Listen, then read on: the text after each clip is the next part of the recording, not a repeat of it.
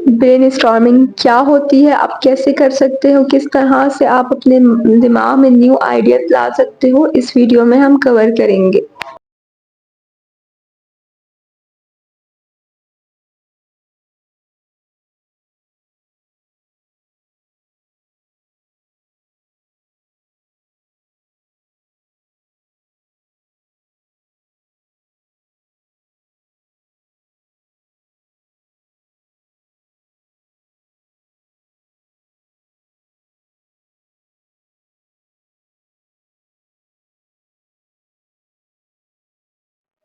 बिस्मिल्लाहिर्रहमानिर्रहीम, अस्सलाम वालेकुम। आप देख रहे हैं मेरा चैनल इंस्पिरेशनल टॉक्स। उम्मीद करती हूँ कि मेरी यूट्यूब फैमिली बिल्कुल ठीक-ठाक होगी, खैर खैरियत से होगी। मैं हूँ क्लिनिकल साइकोलॉजिस्ट और मेरे चैनल पे आपको मोटिवेशनल प्लस एजुकेशनल वीडियोस मिल जाती हैं।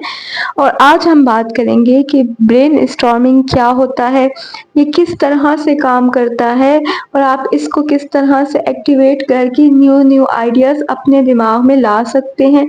मैं आपको आसान लैंग्वेज में समझाऊँगी, आसान वर्ड्स के साथ समझाऊँगी, लेकिन आपने वीडियो को फुल देखना है ताकि आप अच्छे से समझ सकें।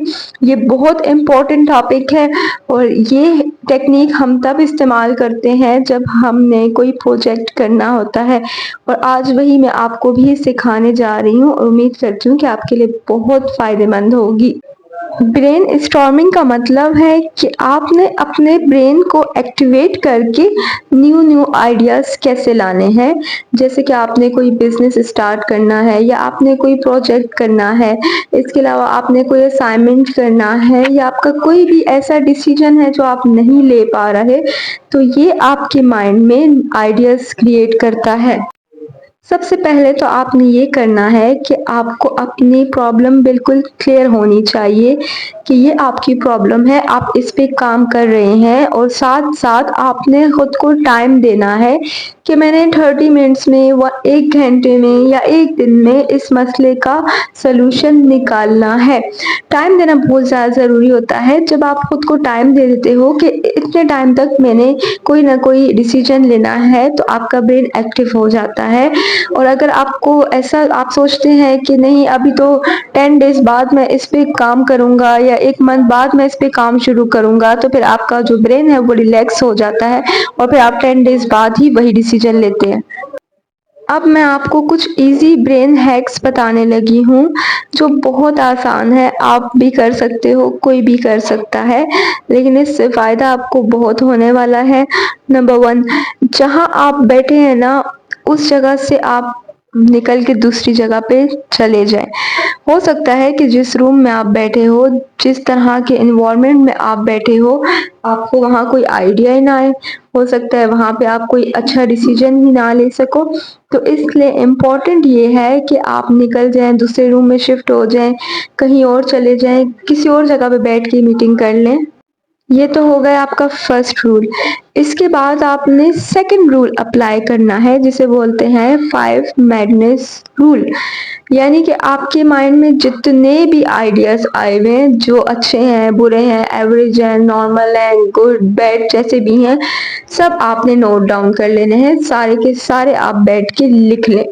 जब आप लिख लेंगे तो आपका ब्रेन और भी एक्टिव हो जाएगा और मज़ीद आपको न्यू न्यू आइडियाज़ मिलते रहेंगे। अब इस आइडियाज़ पे आपने एक और रूल को सेट करना है कि अगर मैं ये वाला आइडिया उठाता हूँ, अगर मैंने ये करना है तो क्या होगा? अगर मैं ये करूँगा तो क्या होगा?